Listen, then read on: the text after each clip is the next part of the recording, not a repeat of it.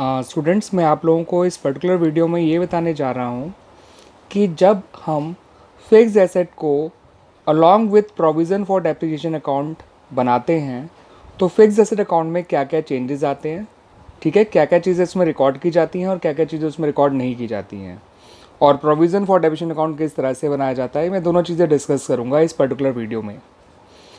देखिए बच्चे, मैंने आपको बताया था कि किसी भी एसेट में रिकॉर्डिंग जो है वो 4 डेट्स पे की जाती है।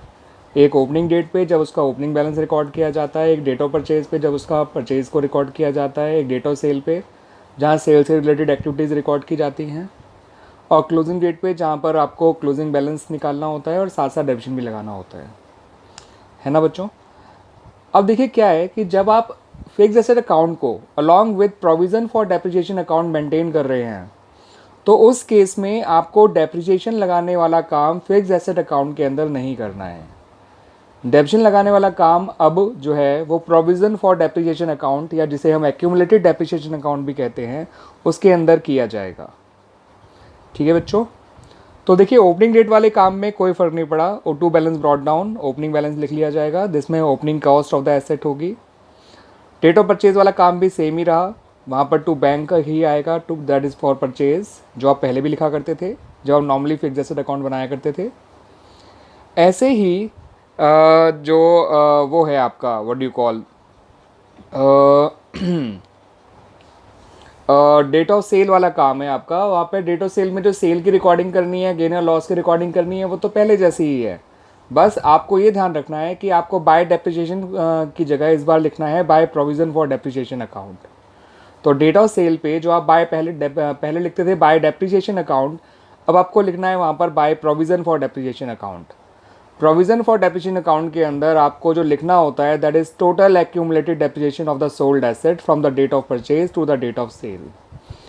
तो जब आप डेट ऑफ सेल वाला काम करेंगे तो डेट ऑफ सेल के 3 में से 2 काम तो सेम ही है। सेल को रिकॉर्ड करने वाला काम पहले जैसा ही है, गेन या लॉस को लिखने वाला काम पहले जैसा ही है।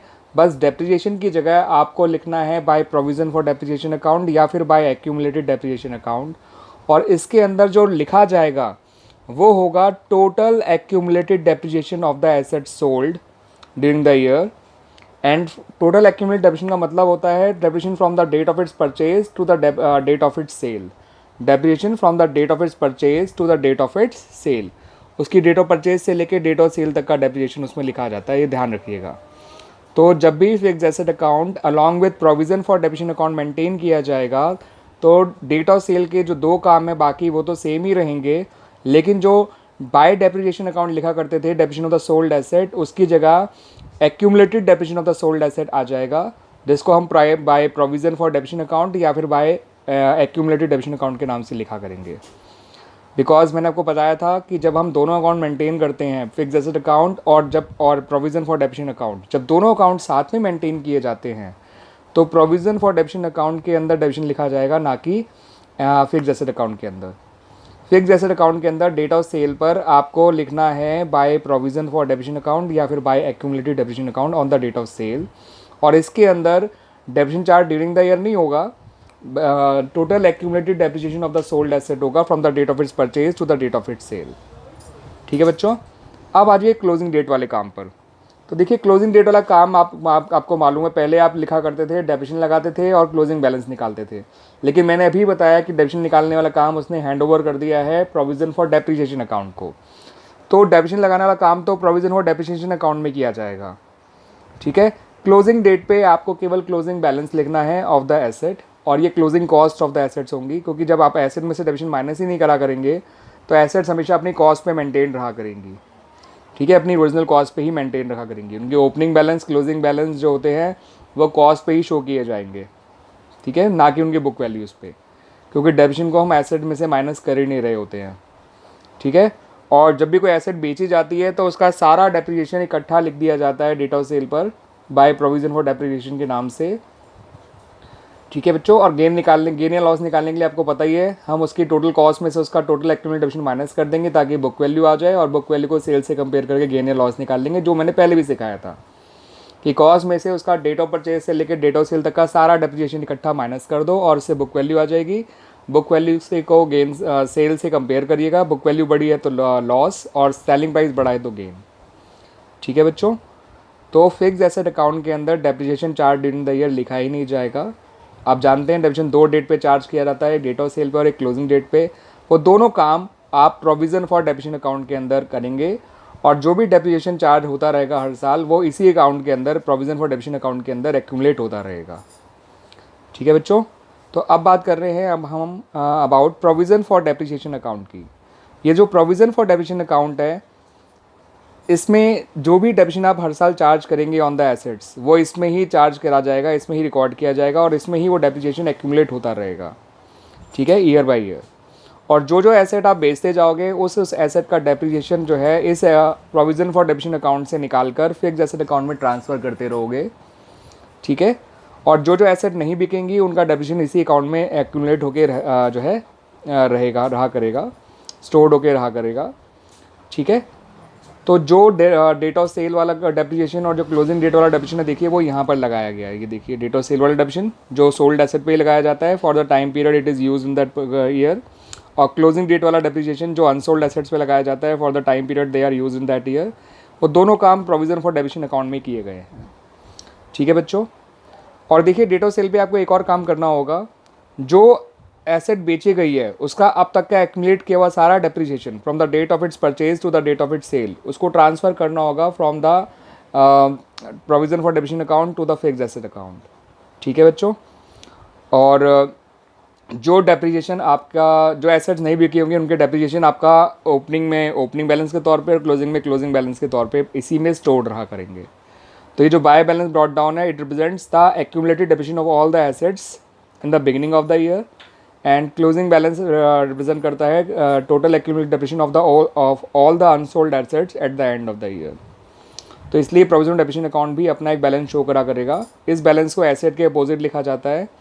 अगर एसेट का opening balance to balance brought down लिखा है तो इसके ओपनिंग बैलेंस को बाय बैलेंस ब्रॉट डाउन लिखोगे और इसके अंदर total accumulated depreciation of the sold assets होगा at the opening date of the year, और क्लोजिंग डेट पे total accumulated depreciation of all the assets होगा जो अभी तक बेची नहीं गई हैं at the end of the year. ठीक है, तो एसेट्स जो हैं अपनी कॉस्ट पे ही मेंटेन रहती हैं और उनका सारा डेप्रिसिएशन जो है इस अकाउंट में एक्यूमुलेटेड रहता है, और इस डेप्रिसिएशन को एसेट अकाउंट में तभी ट्रांसफ़र किया जाता है जब वो एसेट बेच दी जाती है, वरना वो इसी अकाउंट के अंदर जो है स्टोर्ड रहता है। एक केस में और भी ट्रांसफ़र किया जा सकता है जब एसेट डिस्कार्ड करने का टाइम आ जाए, जब एसेट की यूज़फुल लाइफ पूरी हो जाए। ठीक है, तो दो केसेस में ही प्रोविज़न फॉर डेप्रिसिएशन से accumulated depreciation of the sold asset को निकाल के फिक्स्ड एसेट अकाउंट में ट्रांसफ़र किया जाएगा, या तो जब एसेट को बेचा जा रहा है या जब एसेट की यूज़फुल लाइफ ओवर हो जाती है और जब उसको डिस्कार्ड कर दिया जाता है।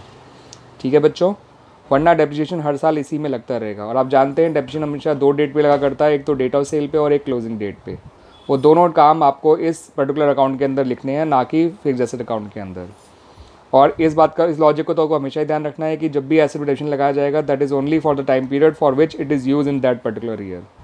ठीक है, as per accrual concept depreciation एक एक्सपेंस है और एक्सपेंसेस उतना ही रिकॉर्ड करना चाहिए जितना वो एक गिवन ईयर का है। दैट्स वाई इसको हम चाहे डेट ऑफ सेल पे लगाएं डेप्रिसिएशन, चाहे क्लोजिंग डेट पे लगाएं डेप्रिसिएशन, हमेशा ये इस बात का ध्यान रख के लगाया जाएगा कि जिस भी एसेट पे डेप्रिसिएशन लगा रहे हैं उसको इस पर्टिकुलर गिवन ईयर में कितना यूज़ किया गया है। ठीक है, और ये by balance brought down represent करता है opening accumulated depreciation of the assets को, और to balance carried down represent करता है closing balance of the assets को, closing accumulated depreciation of the assets को। ठीक है, और एसेट्स जो हैं वो अपनी कॉस्ट पे ही मेंटेन रहती हैं, डेप्रिसिएशन में तभी हटाया जाता है जब एसेट को बेचा जाता है, और जो एसेट बेची जाती है उसका सारा एक्यूमुलेटेड डेप्रिसिएशन अकाउंट जो है प्रोविज़न फॉर डेप्रिसिएशन अकाउंट, जिसका दूसरा नाम एक्यूमुलेटेड डेप्रिसिएशन अकाउंट है, इससे निकाल कर फिक्स्ड एसेट अकाउंट में ट्रांसफ़र कर दिया जाता है। तो आप देख सकते हैं कि फिक्स्ड एसेट अकाउंट में 4 डेट्स में से 2 डेट्स के काम तो बिल्कुल सेम रहे एज अर्लियर, जैसे कि जब आप सिर्फ फिक्स्ड एसेट अकाउंट बनाते थे तो उसकी तरह।